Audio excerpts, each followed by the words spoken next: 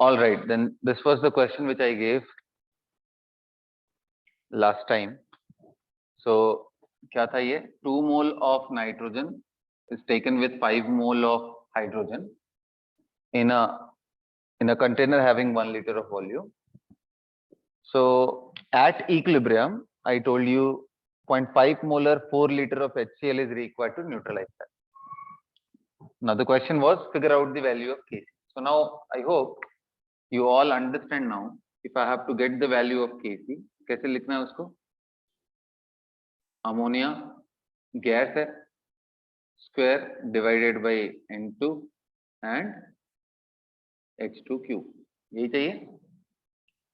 अभी हमें किसी भी तरीके से ये सारे मोल्स चाहिए, otherwise we will not be able to figure it out. देखो ध्यान से, if I have to write the reaction like this, जैसे nitrogen 3 hydrogen forming 2 ammonia, so 2 mole and here, तो देखो जो भी मोल है वही उसका मोलैरिटी हो जाएगा because the volume is 1 litre. मैं ऐसे लिखने जा रहा हूँ 2 माइनस एक्स, ये 5 माइनस 3x, क्योंकि 1 मोल इसके 3 मोल से रिएक्ट करेगा, तो x mole will react with 3x mole and ये 2x फॉर्म होने वाला है, राइट. सो ये एक जनरल टाइम t पे हमारे पास कंसंट्रेशन. अच्छा, अभी क्या दिया हुआ है कि 0.5 molar 4 litre of HCl is neutralizing. किसको? सो ये ध्यान रखना, HCl एसिड है, अमोनिया बेस है, so they are going to react. कैसे रिएक्ट करेंगे? HCl will react with ammonia and form ammonium chloride. हाँ, जो इंपॉर्टेंट चीज है, जैसा मैंने आपको पहले बताया था, कभी भी आप स्ट्रॉन्ग एसिड के साथ वीक बेस भी लेते हो तो रिएक्शन 100% कंप्लीट होता है. सो वो ध्यान में रख करके हमें करना है. सो HCl कितना था हमारा मोल?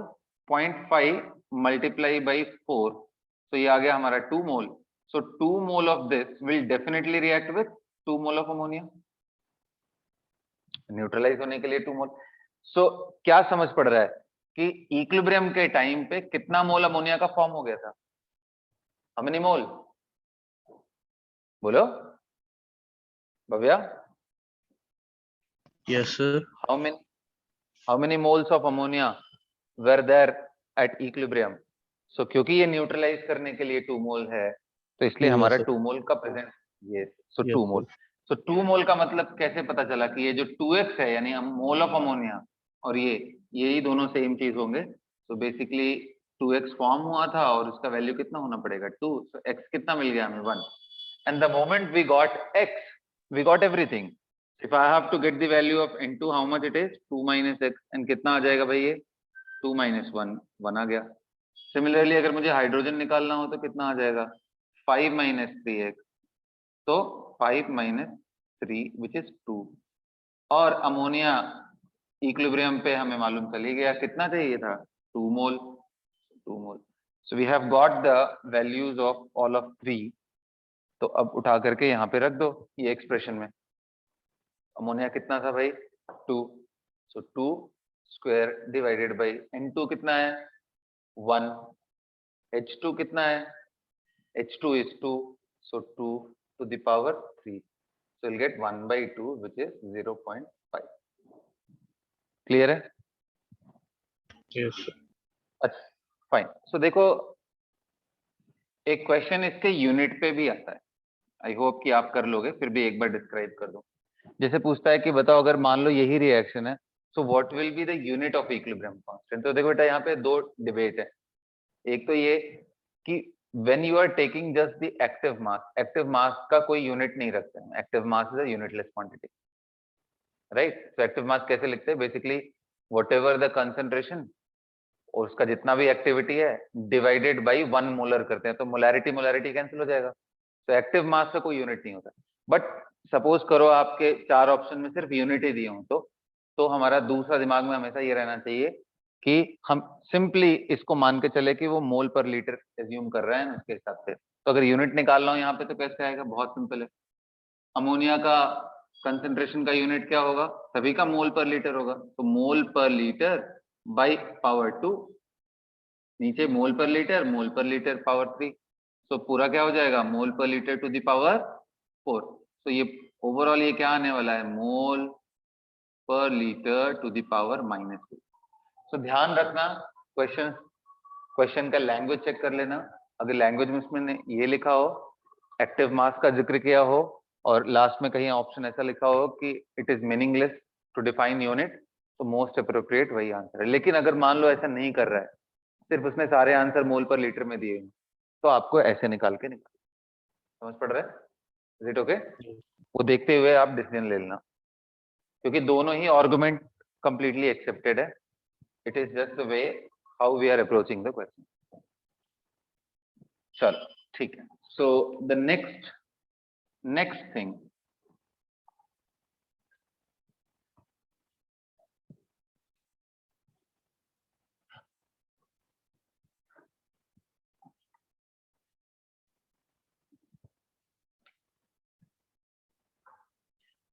अभी क्या पढ़ेंगे हम लोग? Different forms of equilibrium constant and its interrelation. Different forms,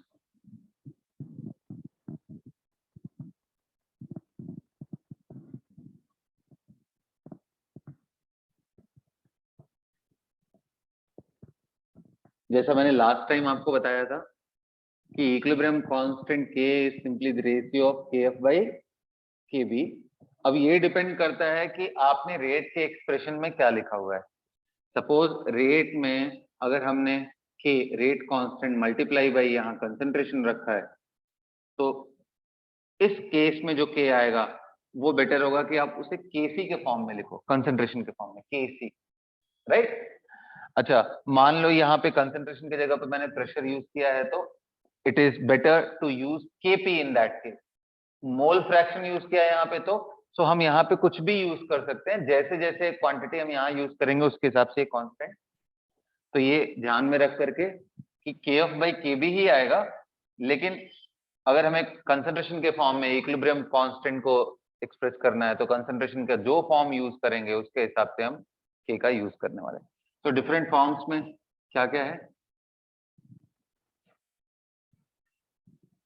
KC, as you guys are already aware, then KP, KX, very rarely used,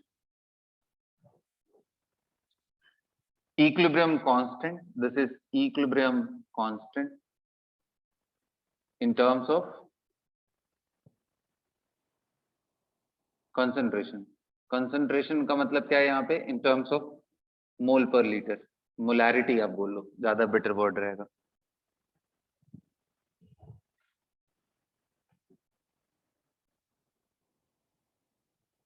right? KP क्या है? equilibrium constant in terms of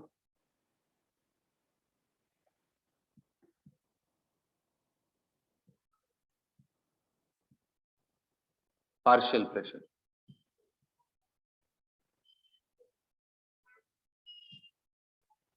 right? And what is KX? In terms of mole fraction.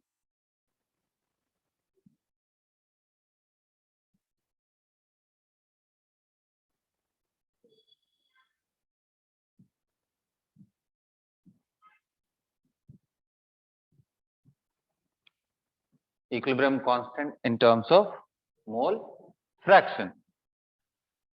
अभी देखो, suppose करो same reaction हम लेके चलते हैं, कौन सा? जिसमें A gas, B mole of capital B gas, these are stoichiometric coefficients, and then C mole of C gas plus B mole of D gas, D mole of D gas.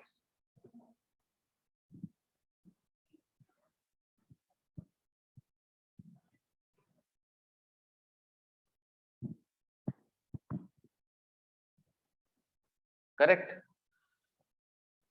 जब भी हम KC लिख रहे हैं, ये ध्यान रखना, ये जो भी मैं लिखने जा रहा हूं, it is at equilibrium only, right?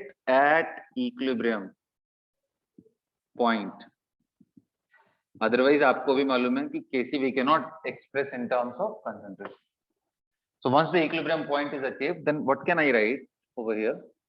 KC will be equal to C to the power D to the power D divided by A, B to the power B. So if we have to write KP, how KP will be written? It will be expressed like this. partial pressure. So partial pressure of C to the power, partial pressure of D to the power D, whole divided by partial pressure of A to the power A and partial pressure of B to the power B. Similarly, my dear, how will you write Kx? Kx कैसे लिखेंगे? X stands for mole fraction. कैसे लिखने वाले हैं हम लोग? तो सारा चीज वही रहेगा, बस मोल फ्रैक्शन आ जाएगा. XC, mole fraction of C to the power C, mole fraction of D to the power D, mole fraction of A to the power A, mole fraction of B to the power B.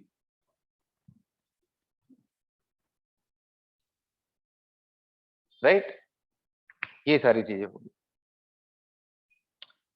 अब मैं आपसे पूछूं कि can you derive the relation between Kp and Kc, similarly between Kp and Kf? Would you like to give a try? Try it. I'll give you 2 minutes for it. Go ahead.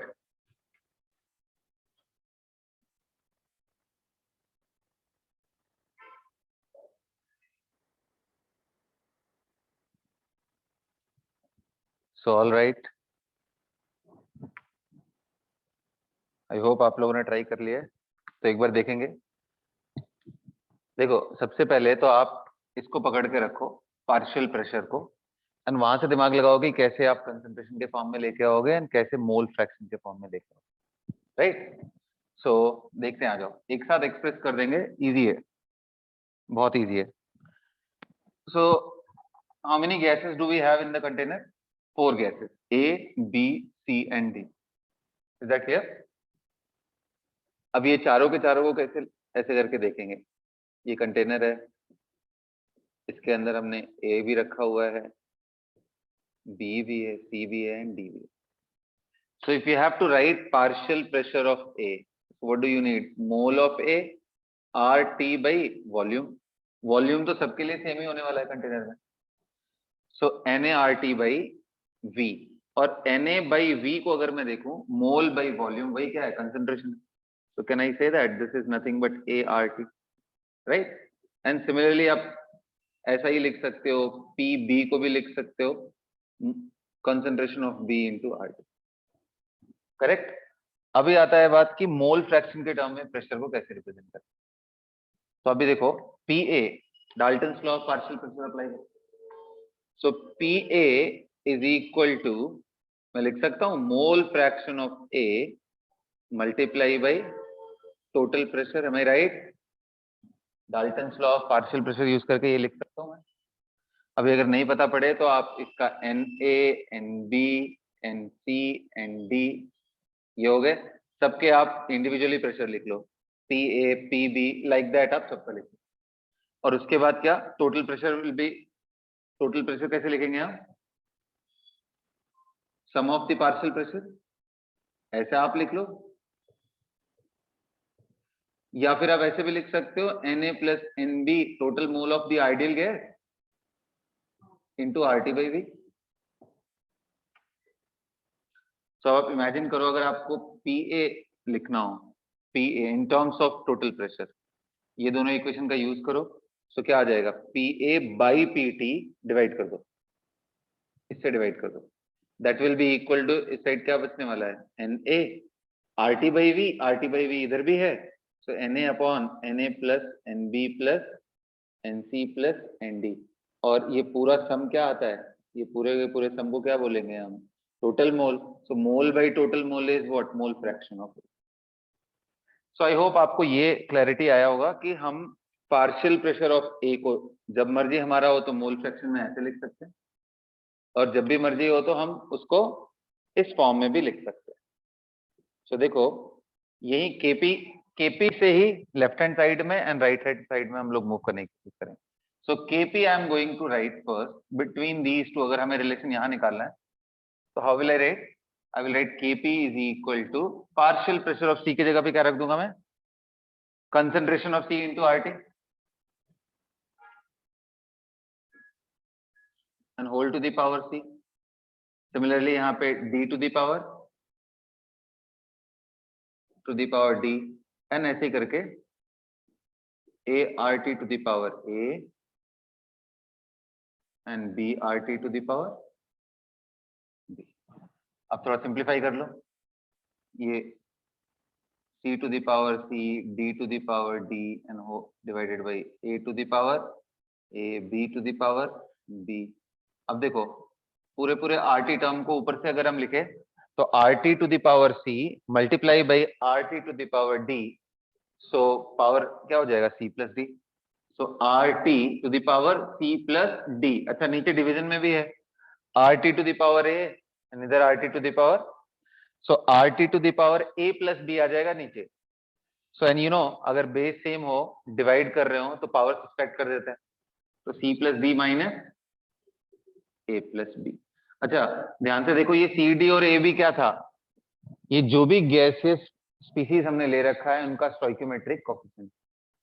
सो क्या हम ऐसा बोल सकते हैं this is nothing but, this whole thing is nothing but, मैं इसको लिखने जा रहा हूँ, रीराइट करने जा रहा हूँ.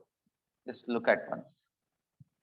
Kp is equal to Kc, this is Kc, यही है ना Kc भाई, और RT to the power delta Ng. Can I write like that? So what we have got in this case, Kp is equal to Kc, RT to the power delta Ng. Delta Ng का meaning क्या है यहाँ पे? Sum of the number of mole of, yes coefficients मतलब यहाँ पे sum of the number of mole of gaseous product minus sum of the number of mole of gas. Delta Ng is that. आप ऐसे ही यहाँ पे try करो, जब ये दोनों के बारे में आप रिलेशन निकाल रहे हो तो Kp को क्या लिखोगे आप? यू विल राइट Kp है in terms of mole fraction. So Pc की जगह पे क्या रखूंगा मैं, इस बार हमारे पास दूसरा एक्सप्रेशन था, Pc की जगह पे मैं क्या रख दूंगा, मोल fraction of C into total pressure. So I'm going to write like that. So Kp is equal to partial pressure of C. Partial pressure of C is equal to mole fraction of C into total pressure, and whole to the power C. Similarly, partial pressure of D के जगह पे हम क्या रखेंगे, मोल fraction के term में. So mole fraction of D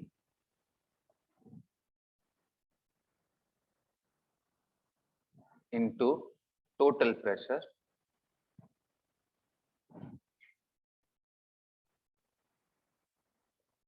and whole to the power D divided by, use कर लेते हैं, X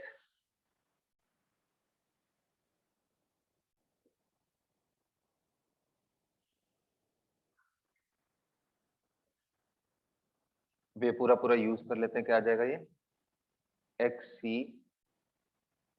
to the power C XD to the power D divided by X A to the power A XB to the power B.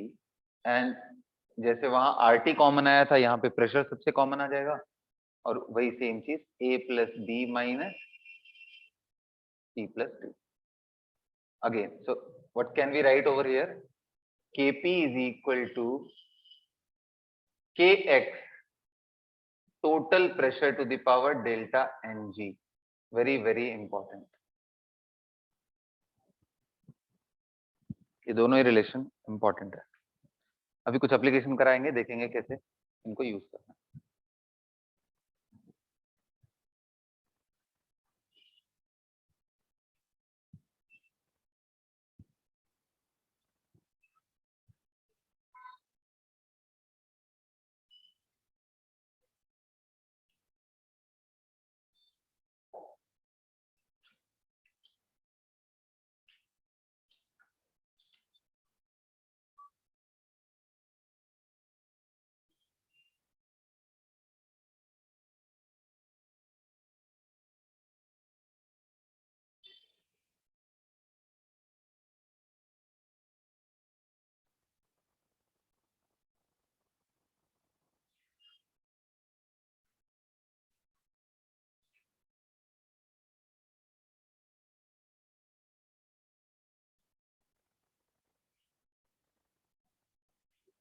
All right, done, note it down.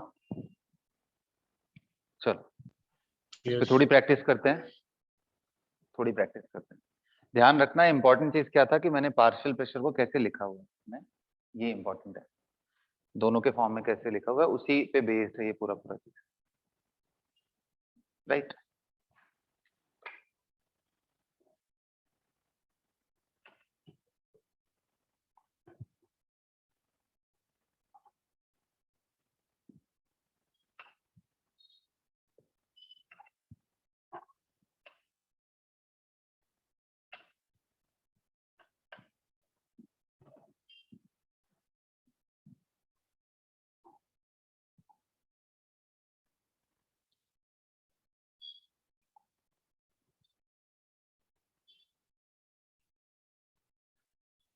चलो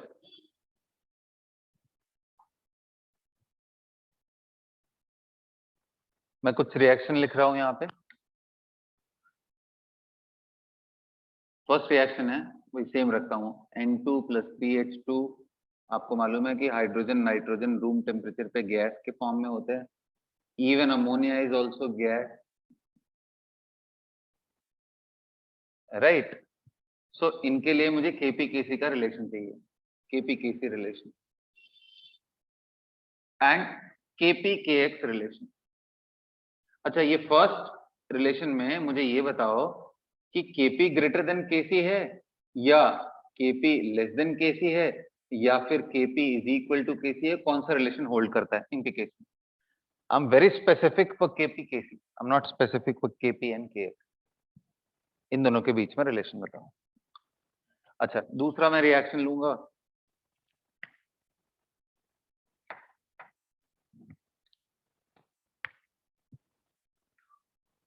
calcium carbonate, wait a minute, combustion reaction ले लेता हूँ। आपको मालूम है P4 is solid at room temperature.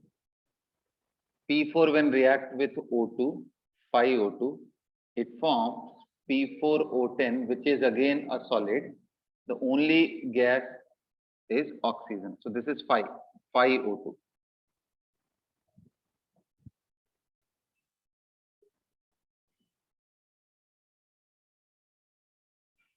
Right. Third one, PCl3, PCl5. This is gas. When heated, it breaks down into PCl3 plus Cl2 and both are gases. The fourth one I would like to take is 2HI breaking down into H2 and H2 plus I2. So I2 room temperature पे तो ऐसा नहीं है कि वो gas है, but assume करो कि मैंने टेम्परेचर इतना लिया है जिससे वो गैसियस फॉर्म में आ गए। मतलब अगर मैं यहाँ फेज दिखा रहा हूँ तो I have taken that temperature, gas plus I2। या अगर आप थोड़ा चेंज करना चाहते हो, if you have problem with that, तो you can change with chlorine also और ब्रोमीन ऑल्सो, आपकी मर्जी।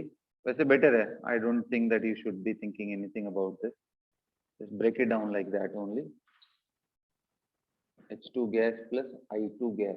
Again, as I told you, if I have written gas, you need not to worry about the temperature. तो इसका मतलब हाँ बताओ। So first for example क्या क्वेश्चन है मेरा कि KP-KC का रिलेशन, KP-KX का रिलेशन बताओ, और दूसरा ये भी मुझे बताओ कि इनमें से कौन सा ऑप्शन होल्ड करेगा फर्स्ट के लिए, सेकंड के लिए, थर्ड के लिए एंड फोर्थ के लिए।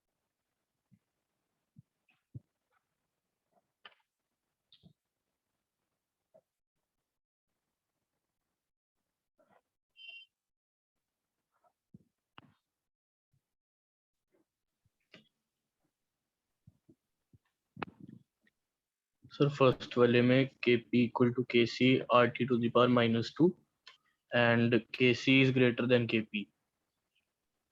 KC is greater than KP। चलो अच्छा, आज अब मैं फर्स्ट देख लेता हूं पहले, राइट।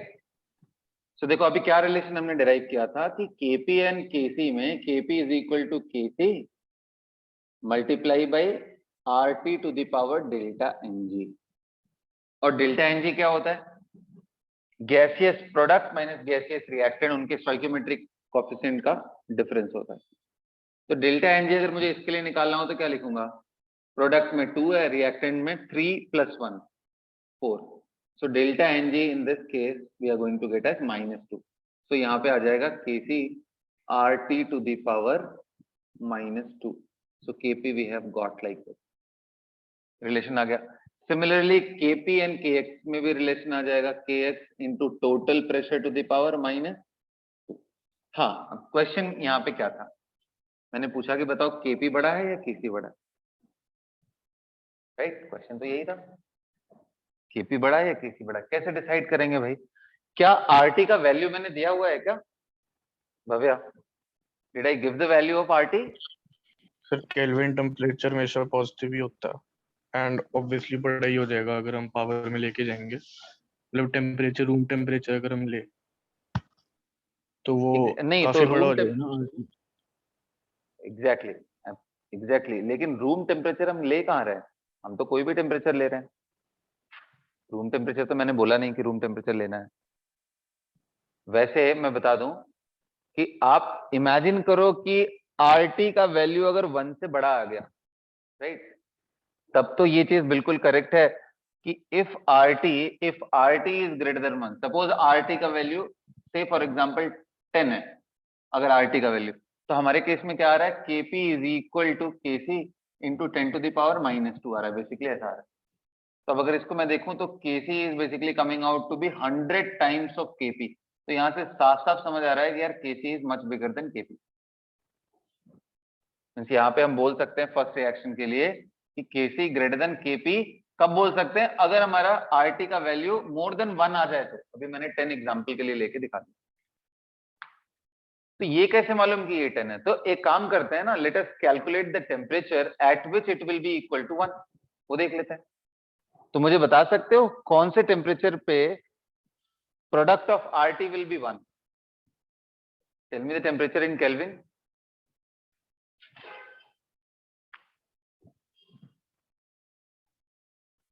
बोलो, निकाल के देखो, फिर आइडिया लगेगा कि हम लोग क्या यहाँ पे डिस्कस करना चाह रहे हैं.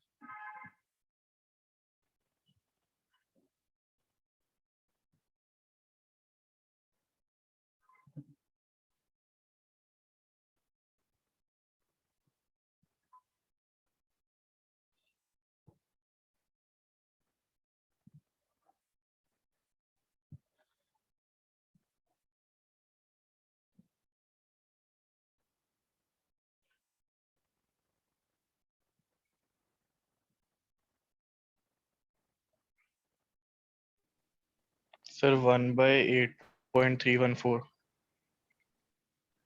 देखो, सबसे पहली बात तो R एंड T इसको 1 करना है. तो R की वैल्यू क्या रखे हम यहाँ पे?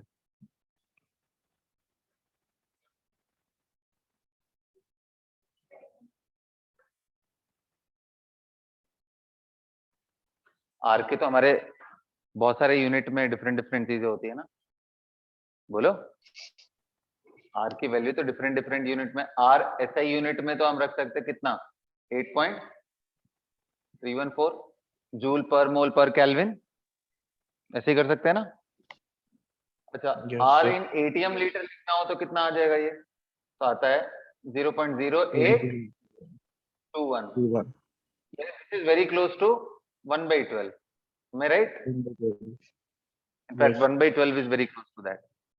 So अभी तो क्वेश्चन ये आता है कि मैं कौन से यूनिट में रखूं. तो देखो, जब भी हम Kc लिख रहे हैं, Kc का यूनिट क्या है? मोल पर लीटर के ही फॉर्म में तो रख रहे हैं ना.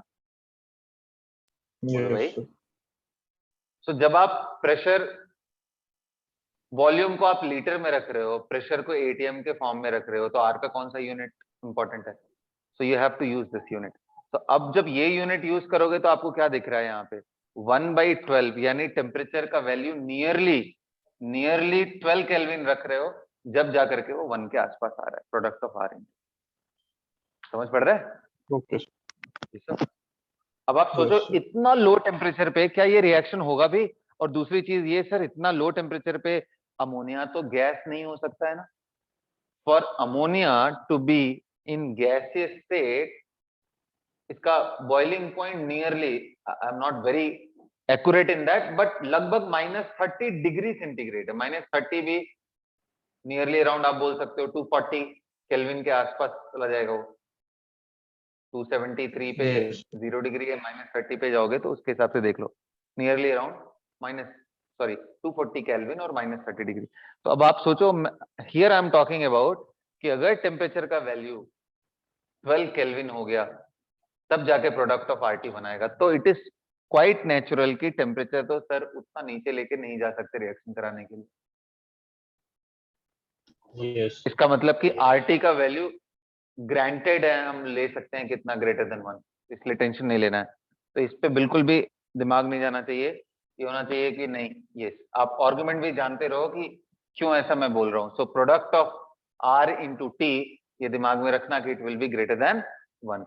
अब अगर ये ग्रेटर देन 1 है फिर तो आप आंसर फटाफट सबका निकाल सकते हो कि Kp is equal to Kc RT to the power delta Ng। इसमें -2 आ रहा था, so of course Kc will be greater than Kp in this case. अच्छा सेकंड केस में बताओ डेल्टा Ng कैसे निकालेंगे? गैस प्रोडक्ट में है क्या कोई? नहीं है, No. सॉलिड है। रिएक्टेंट में है क्या? हाँ सर है ना, 0 -5, तो टोटल कितना आ गया? -5। Fine. तो Kp इज इक्वल टू क्या आ गया? Kc into RT to the power -5। कहने का मतलब ये कितना आ गया? Kc is equal to RT to the power 5 multiply by Kp, और आप बोल सकते हो कि this is greater than 1, so again Kc became greater than Kp। या यहीं से देख लो, पावर नेगेटिव हो तो Kc बड़ा होगा, पावर पॉजिटिव हो तो Kp बड़ा होने वाला। जैसे सेकंड केस में यहाँ डेल्टा Ng यहाँ बता दो, तो 2 1 + 1 एंड -1, 1 आ गया पॉजिटिव आ गया, तो क्लियरली यहाँ पे Kp will be greater then Kc। समझ पड़ रहा है? Last Yes. Case is really interesting, the last case is really interesting. यहाँ पे क्या है? डेल्टा Ng क्या आ गया? 0 आ Zero. गया, बिल्कुल। और अगर ये 0 आ गया तो Kp यहाँ पे किसके इक्वल हो जाएगा? Kc, क्योंकि डेल्टा Ng 0 हो गया। ठीक है, सो Kp became equal to Kc when delta Ng is equal to 0। ये ध्यान रखो, यहाँ पे Kx भी इसी के इक्वल हो जाएगा, है ना? Kp Kc Kx इनमें कोई फर्क नहीं रहने वाला है। मोल फ्रैक्शन में जो आएगा वही आपका कंसंट्रेशन के फॉर्म में आएगा और वही यहाँ पे भी आने वाला है। समझ पड़ रहा है? Getting my point? चलो आ जाओ आगे देखते हैं।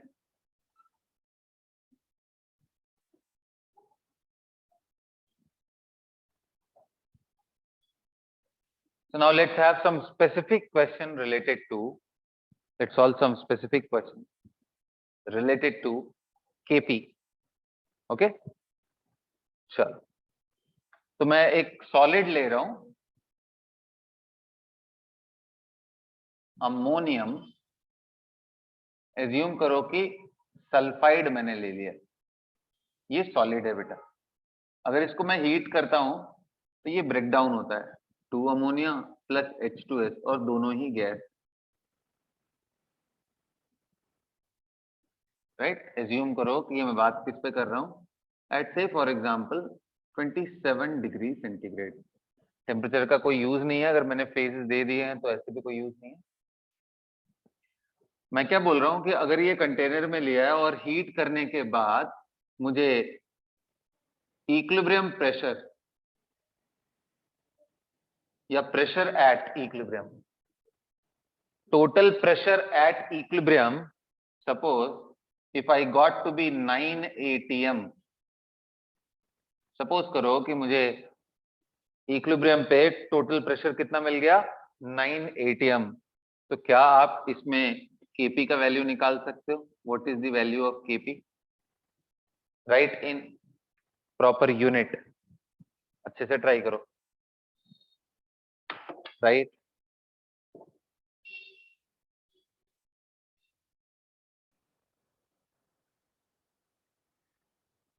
ऑल राइट, सो कैसे करना है इसको, देखो यहाँ पे ये सॉलिड है, ये दोनों गैस है। तो पहले तो देखो सॉलिड के वजह से कंटेनर में कोई भी प्रेशर नहीं आने वाला है, राइट। सो अगर ये कोई भी मोल ब्रेक करता है तो they will be in the ratio 2:1। सो अगर ये 2x मोल फॉर्म हो रहा है तो x मोल आएगा। और आपको मालूम क्या है कि pressure is equal to nRT by V। अगर टेम्परेचर सेम हो, वॉल्यूम सेम हो, तो प्रेशर प्रोपोर्शनल टू मोल हो जाएगा। तो क्या मैं यहाँ लिख सकता हूँ कि ऐसा कुछ होगा कि इसका 2p प्रेशर होगा और इसका प्रेशर कितना होगा, p। अब तो इजी हो गया। तो partial pressure of ammonia to the power 2 multiply by partial pressure of H2S to the power 1, इसको ही हम क्या लिख सकते हैं, Kp। और पार्शियल प्रेशर अमोनिया कितना है, 2p है। H2S कितना है, p है। तो आज p का वैल्यू निकाल लेते हैं। सो 2p एंड p ये दोनों पार्शियल प्रेशर से, total pressure will be sum of the partial pressure 2p plus p। तो ये कितना आने वाला है, 9 लिखा हुआ था, ये 3p will be equal to 9। तो p कितना आ गया, 3 atm। अच्छा p 3 atm आ गया तो रख लो यहाँ पे, इसको ओपन कर लो, ये आ जाएगा 4 and p to the power 3। so 4 p to the power 3 3 to the power 3, 27 into 4, ये कितना आने वाला है भाई, 10। अच्छा यहाँ पे ध्यान से देखना, p का पावर 3 आया, यानी यूनिट जो होने वाला है atm to the power। Is that clear, समझ पड़ रहा है, वेरी गुड। चलो नेक्स्ट देखेंगे अब।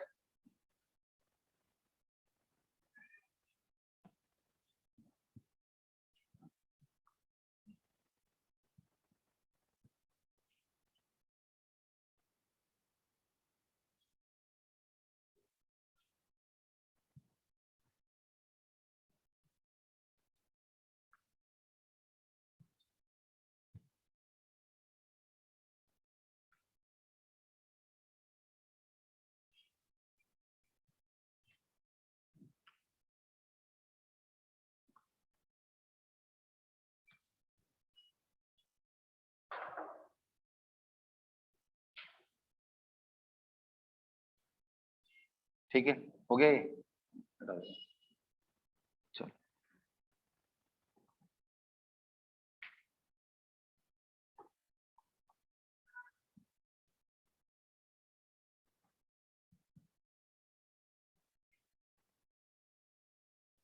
चलो चलो एक काम करता हूँ, लाफिंग गैस ले लेता हूँ N2O,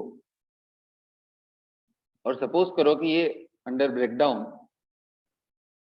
N2 gas plus half O2, ऐसा कुछ मिलने वाला है।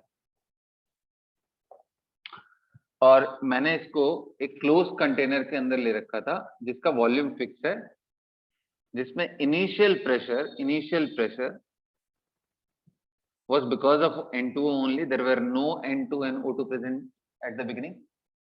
और ये कितना था, से फॉर एग्जांपल ये 1 atm था।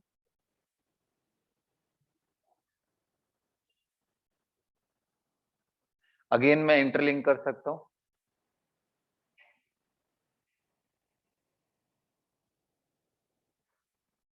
सो अगर equilibrium pressure, if P equilibrium,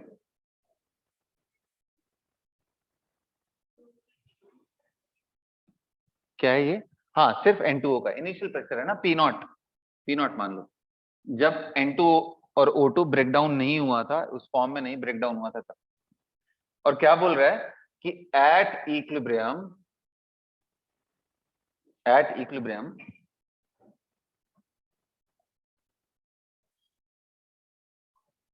total pressure was found to be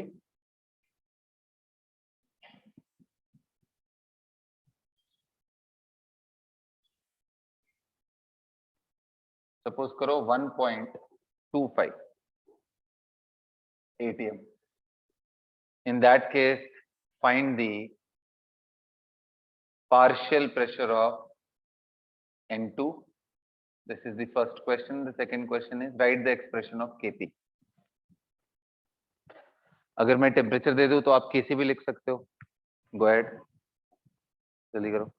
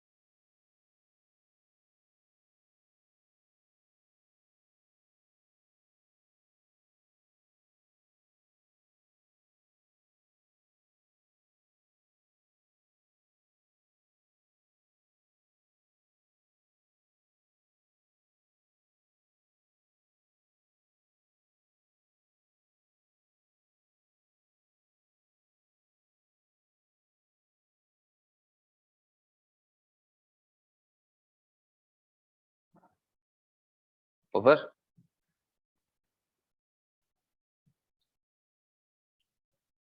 क्या आंसर आ रहा है Bhavya?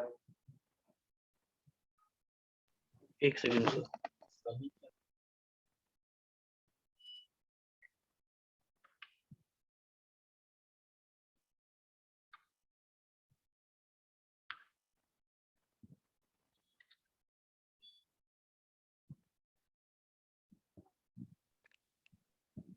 PN 2.5 atmosphere and KP 0.05. चलो ठीक, देखेंगे. So we'll see. Now focus on the board. How to check that? देखो जैसा मैंने बोला कि अगर वॉल्यूम फिक्स्ड है, टेम्परेचर भी फिक्स्ड है, in that case pressure is proportional to mole. तो आप ऐसा एज्यूम कर लो, pressure is proportional to N/V. अनकंसंट्रेशन के फॉर्म में भी हम उसको एज्यूम कर सकते हैं. तो आ जाओ देख लेते हैं. तो ये 1 था, राइट? जैसे मोल में क्या बोलते थे कि ये x मोल रिएक्ट करेगा, तो यहाँ पे आप एज्यूम कर लो कि x ATM, if it will react, it will produce x ATM and this will be x/2 ATM. अच्छा, ये डिक्रीज करेगा और ये दोनों इंक्रीज करने वाले. So at general time t what will be the pressure of N2O? तो आप बोलोगे 1 ATM इनिशियल था और x उसमें से निकला. ये कितना आएगा? x और ये x/2. मैंने क्या दे रखा है आपको? इक्विलिब्रियम पे total pressure was found to be 1.25. एकदम पहले जैसा ही है, बस इसमें लेफ्ट साइड में भी है. So total pressure, P total will be how much? Pressure due to N2O, pressure due to nitrogen, pressure due to oxygen. N2O का प्रेशर कितना है? 1 - x. नाइट्रोजन कितना है? x है. ये कितना है? x/2. ओवरऑल कितना आ गया? 1 + x/2. और ये वैल्यू कितनी दी हुई है मैंने? 1.25. Get the value. So x/2 will be how much? 0.25. X will become how much? 0.5. अभी x आ गया 0.5, तो ये सारे वैल्यूज लिख लो. 0.5, 1 - 0.5, 0.5, ये 0.5 आ गया. ये कितना आ गया? 0.25 आ गया सारे एटीएम में. अब P ड्यू टू N2 कितना है? तो x है, और वो कितना आ गया? 0.58. और Kp कैसे लिखते हैं? Partial pressure due to nitrogen to the power 1, partial pressure of oxygen to the power 1/2 and divided by partial pressure due to N2O to the power 1. N2 का प्रेशर कितना है? 0.5. और ये कितना है? ये भी 0.5 है. N2O. ऑक्सीजन कितना है? 0.25 मींस 1/4 टू द पावर 1/2. अभी अगर मैं निकालूं तो कितना आ गया? 1/2. 1/4 टू द पावर 1/2 करेंगे तो कितना आएगा? 1/2, which is coming out to be 0.5. And वो ध्यान रखना, अपना यूनिट उसके हिसाब से देख लो, correct. So ATM to the power 1/2 आएगा। Very good, all right. So देखो ये थोड़े एप्लीकेशन आपने देख लिया। तो अभी तक हमने क्वेश्चंस किए जिनमें KP यूज कराया, आपको KC यूज कराया। अब आगे बढ़ते हैं, let us look at some characteristics of equilibrium constant, right. चलो हेडिंग डालो, characteristics of equilibrium constant.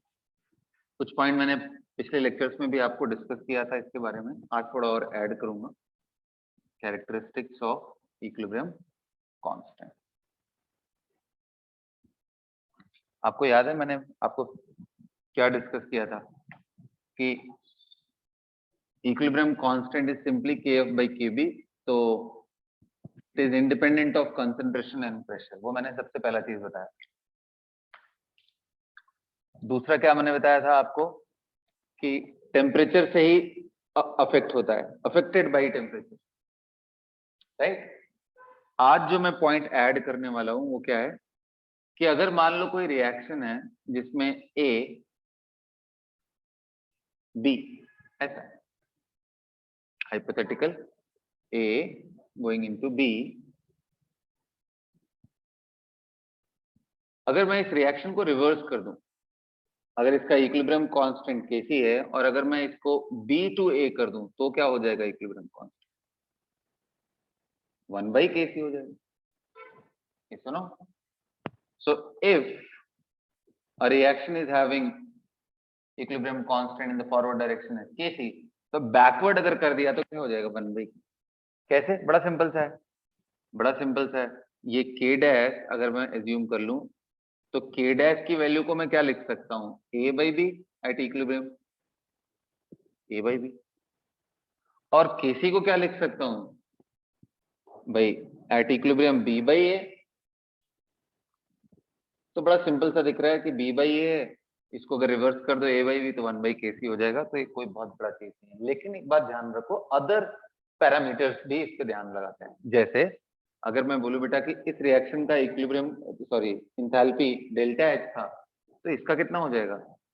Minus time of ΔH। तो देखो एक्सटेंसिव वेरिएबल्स पे सीधा सीधा वैसे ही फर्क पड़ जाता है। Extensive means variables which depends on sample size. आपने पढ़ा होगा थर्मोडायनेमिक्स में कि there are two types of variables. Thermodynamic properties में पढ़ा होगा टू टाइप ऑफ वेरिएबल्स। कौन सा? Extensive and intensive. इंटेंसिव वैसे वेरिएबल्स होते हैं जिनमें सैंपल साइज पे वो डिपेंड ना करे, मास पे डिपेंड ना करे, राइट। जैसे अगर उस वो नाम लेने हो मुझे तो प्रेशर है, टेम्परेचर है, राइट, डेंसिटी है, ये सब आप जानते हो। तो चलो, तो यहाँ पे आ गया इसके बारे में। तो ये ΔH से माइनस, मतलब इसको 1 मत कर देना, ये सिंपल है। उसी तरीके से गिब्स, वो भी एक्सटेंसिव वेरिएबल है, तो जैसा इंथैल्पी का वेरिएशन वैसे ही minus time of ΔT, right. Okay, तो if you are writing the reaction in reverse direction, equilibrium constant for the new reaction will be 1/equilibrium constant of the original reaction. ये पहला characteristic है। Second, suppose करो if an equilibrium is shown by this and it is having equilibrium constant Kc, then tell me what will happen if I am going to write 2A. If I am going to simply multiply the reaction stoichiometric coefficient, if I am going to multiply the reaction by 2, then what will be the equilibrium constant for this? Yes, दिमाग लगाओ और बताओ। हाँ, तो आप देखो Kc को आप यहाँ क्या लिख सकते हो? Again B/A। और यहाँ पे जब लिखना हो तो क्या लिखोगे? B/A, B to the power 2/A to the power 2, basically B/A to the power 2। First से देखो आप तो क्या आ रहा है? B/A को कैसे लिखते हैं तो क्या आ जाएगा?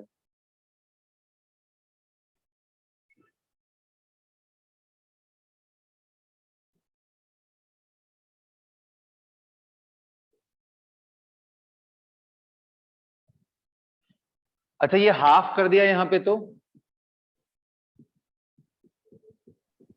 रूट के सी। तो बेसिकली जितने से मल्टीप्लाई कर रहे हो वही उसका पावर हो जा रहा है। मल्टीप्लीकेशन आपने हाफ से किया ओरिजिनल रिएक्शन में तो वो उसका पावर हो, रिवर्स किया तो 1 अपॉन में हो गया, मल्टीप्लाई किया तो ऐसे हो गया। समझ पड़ रहा है? तीसरा कैरेक्टर, थर्ड कैरेक्टर,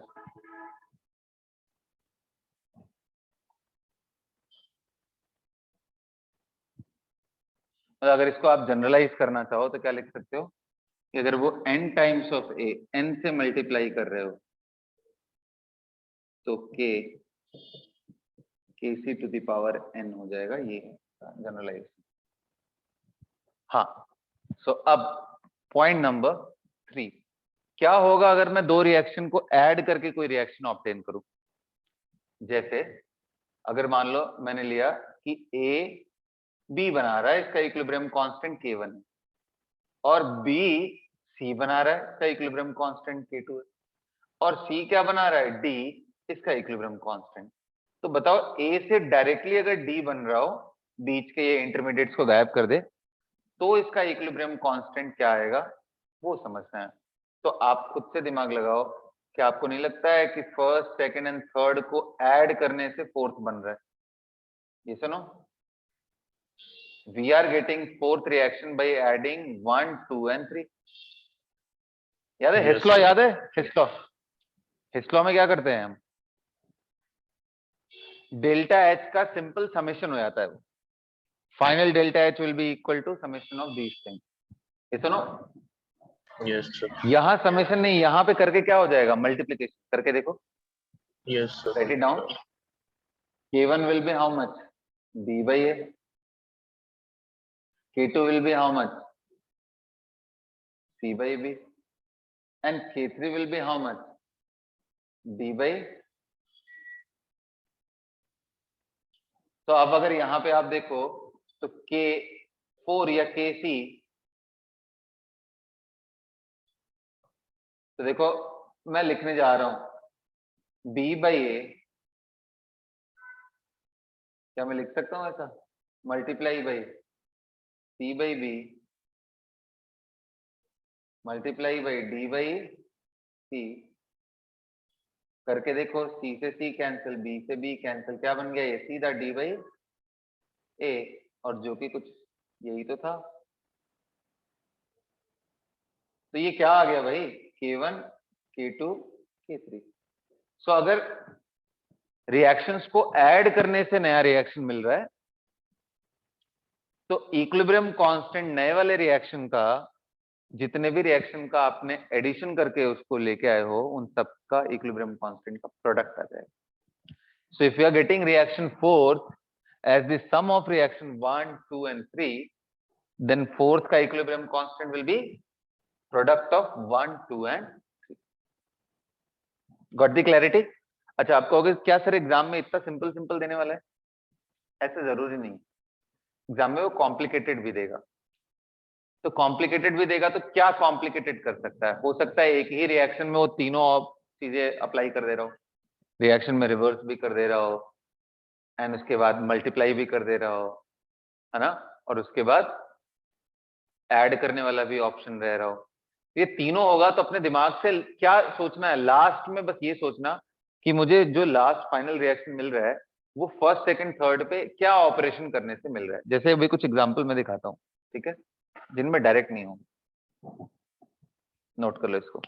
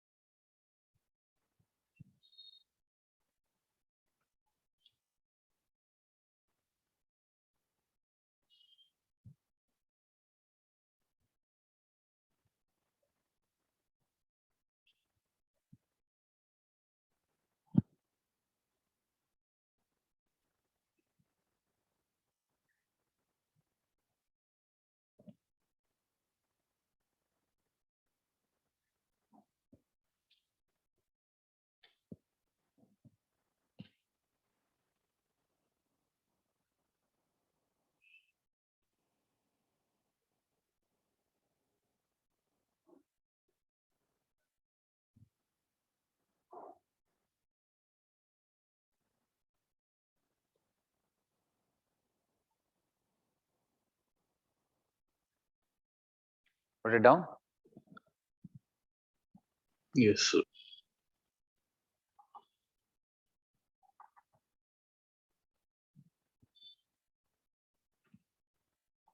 चलो एक क्वेश्चन इस पे बेस कराता हूँ, ध्यान से समझना। अच्छा ये ध्यान रखना बेटा, डायरेक्ट क्वेश्चन इस पे आ जाए, मेन जैसे एग्जाम में डायरेक्ट क्वेश्चन पे आ सकते हैं, एडवांस टाइप के एग्जाम में इनका एप्लीकेशन वो सीधा डेटा के साथ दे करके कराएगा। मतलब एक ऐसा रिएक्शन के बारे में इंफॉर्मेशन दे देगा जो अभी तक हम लोग कर रहे थे, NH4 whole twice sulphur on heating getting breakdown, तो उसका इक्विलिब्रियम कांस्टेंट डायरेक्ट ना दे करके इनडायरेक्टली आपको देगा, जैसे ये सब का यूज करा के हमने किया, और फिर आपको कैलकुलेशन। तो क्वेश्चन ऐसे ही फ्रेम जब हो जाता है ना इंटरलिंक, तो वो थोड़ा टफ दिखने लगता है, उसमें मल्टीपल स्टेप्स होते हैं। तो जैसे देखो एक मैं क्वेश्चन आपके सामने लिख रहा हूँ,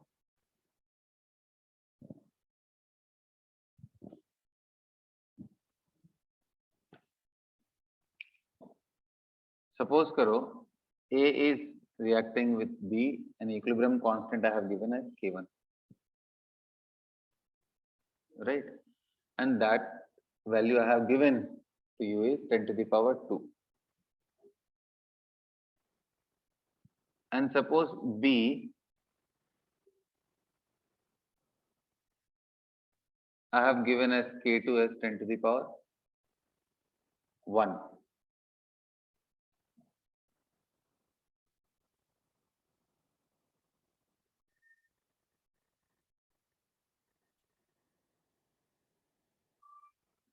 And I wanted the equilibrium constant for 2A plus C forming 4B. इसका मुझे इक्विलिब्रियम कांस्टेंट चाहिए।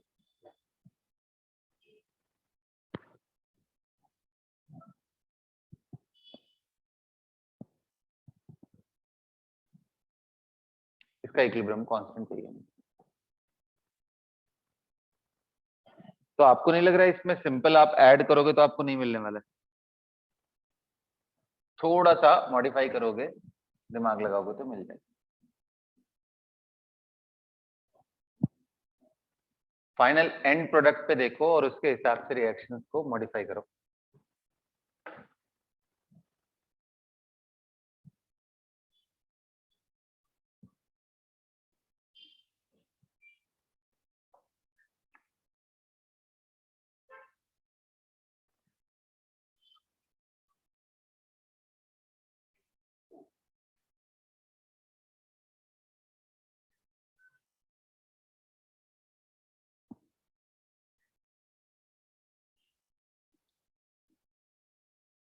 दिख रहा है?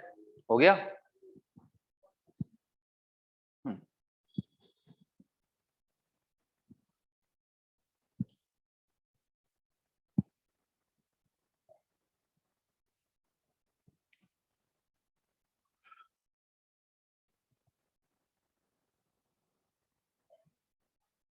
चलो देखेंगे। आ गया भाई? डन?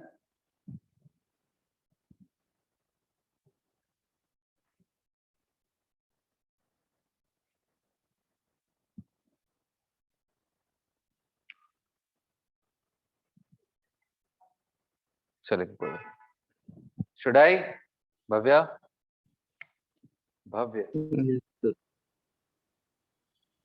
ओके, तो देखो मैंने क्या किया हुआ है, ये रिएक्शन 1 था और ये 2 था, और इसको सपोज करो मैंने 3 बोल दिया।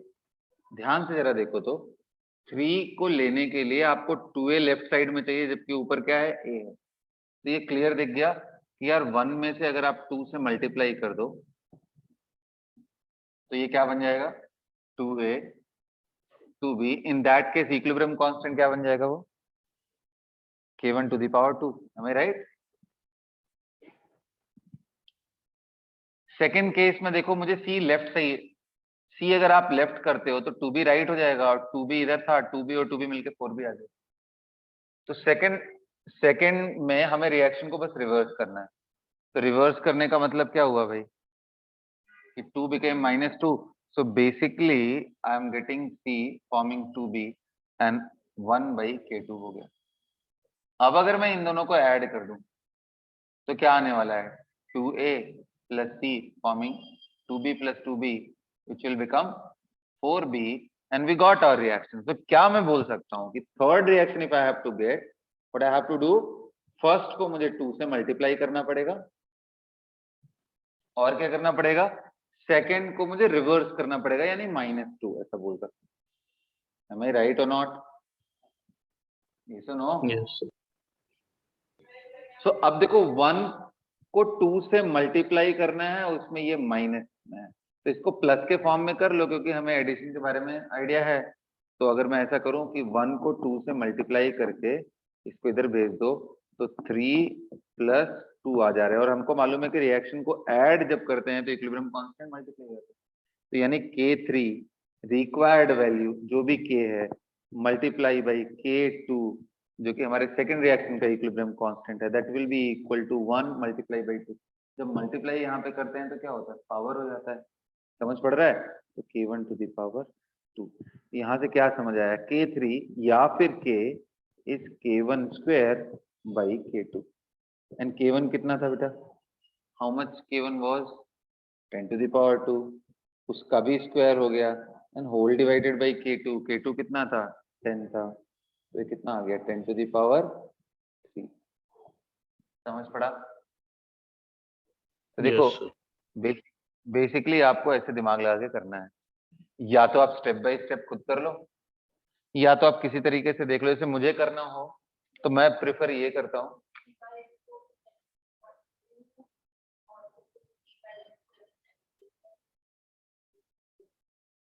उसके टर्म में आ जाएगा, लेकिन सोचो कि अगर 3-3 स्टेप के रिएक्शन दे दे फिर उसके बाद फोर्थ का हमें निकालना हो तो कितना कॉम्प्लिकेटेड। और अभी तो मैं एक रिएक्शन दे रहा हूँ, सपोज करो A + B forming C + D जैसा कुछ हो जाए, तब वो थोड़ा कॉम्प्लिकेटेड हो जाएगा। तो करना, ट्राई करना, but this is the way जैसे हमें आइडियली करना चाहिए और थोड़ा फास्ट भी होगा। अभी आपको लग रहा होगा 1-2-4 क्वेश्चन प्रैक्टिस करोगे तो आपको ये काफी फास्ट क्विकली आएगा। क्या दिमाग में लगाना है, बस यार सिंपल सा चीज है कि फोर्थ रिएक्शन लाने के लिए मुझे इनमें क्या ऑपरेशन करने पड़ेंगे, उसको देखो आइडिया लग जाएगा कि यहाँ 2A है तो कंफर्म यार A तो एक ही जगह था, इसको 2 से तो मल्टीप्लाई करना। B4 भी लाने के लिए इधर इधर 2-2 जगह है तो हम उस पर नहीं ध्यान देंगे, हम उन चीजों पे ध्यान देंगे जो एक रिएक्शन में एक ही जगह प्रेजेंट है, पूरे रिएक्शंस में एक ही जगह प्रेजेंट है। जैसे A सिर्फ यहाँ प्रेजेंट था, यहाँ नहीं, B तो दोनों में कॉमन हो गया, तो ऐसी जगहों पे ध्यान देना है जहाँ पे, तो बस 2A + C खुद से आइडिया लग जाएगा कि क्या करना है। ऑपरेशन से एक बार आपको मालूम चल गए तो फिर तो आप कैरेक्टरिस्टिक्स का यूज करके कर दो। क्लियर हो रहा है? तो ऐसे कर लेंगे। और भी क्वेश्चंस करेंगे हम लोग बाद में इस पे असाइनमेंट के थ्रू, अभी तो बस इतना ही कर देते हैं। ठीक, तो कैरेक्टरिस्टिक्स में आपने समझ लिया कि ऐड करने पे और मल्टीप्लाई करने पे किसी नंबर से रिएक्शन को रिवर्स लिखने में इक्विलिब्रियम कांस्टेंट को हम लिखते कैसे हैं, राइट? समझ पड़ा? अब एक छोटा सा एप्लीकेशन और करते हैं और देखते हैं आप लोग कितना दिमाग लगाते हो। ठीक, alright. So let us consider a reaction A + 3B forming 2C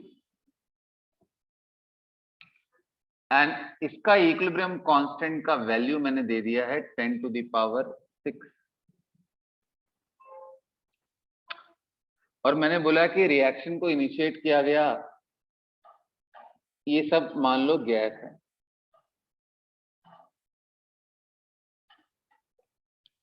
और क्लोज कंटेनर में हो रहा है, it is taking place into close container, rigid container है, वॉल्यूम में मैं चेंजेस नहीं कर रहा हूं और यहाँ पे ये 1 मोलर और इनिशियली ये 4 मोलर से मैंने इसको स्टार्ट किया, 1 मोलर एंड 4 मोलर। तो मैं क्या चाहता हूं आपसे, ये T = 0 की बात थी, initiated with this. Now I am interested, can you tell me whenever the equilibrium is attained, so A का कंसंट्रेशन कितना आएगा, B का कंसंट्रेशन कितना आएगा, C का कंसंट्रेशन कितना आएगा इक्विलिब्रियम पे, ये मेरा question. Give a try. This is seriously very very important question. अगर आप इसकी अंडरस्टैंडिंग रखोगे तो आपको आयनिक इक्विलिब्रियम में बहुत मदद मिलने वाला है। सो कम ऑन ट्राई। वापस से मैं बोल दे रहा हूँ, एक्सप्लेन कर दे रहा हूँ। मैंने क्या लिया है, एक ऐसा कंटेनर लिया है जिसके अंदर रिजिड कंटेनर है, वॉल्यूम उसमें ऊपर नीचे चेंज नहीं हो रहा है। मैंने इसका इक्विलिब्रियम कांस्टेंट आपको 10⁶ दे रखा है, और इनिशियली मैंने इस कंटेनर में A और B ले रखा है, 1 molar and 4 molar respectively. So my question is, at equilibrium what will be the concentration of A, B and C? Think about it. It's really nice. You can take 2 minutes or 3 minutes. So fine. So सबसे पहली चीज तो यहाँ पे ये है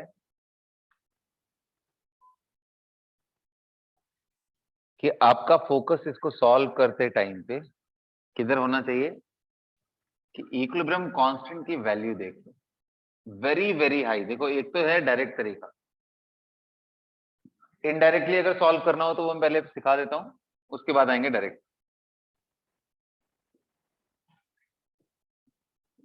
तो ध्यान से देखो, यहाँ पे जनरल तरीका क्या है करने का, कोई भी रिएक्शन दिया हो यार, हमें तो यही मालूम है ना कि ये 1 मोल इसके 2 मोल से, तो x will react with 2x mole of B and ये 2x फॉर्म होगा, right? This is how we will proceed.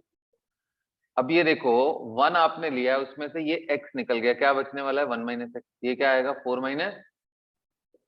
2x, और ये क्या आने वाला है 2x।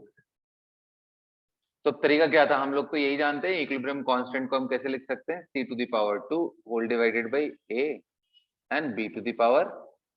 That's how we are writing.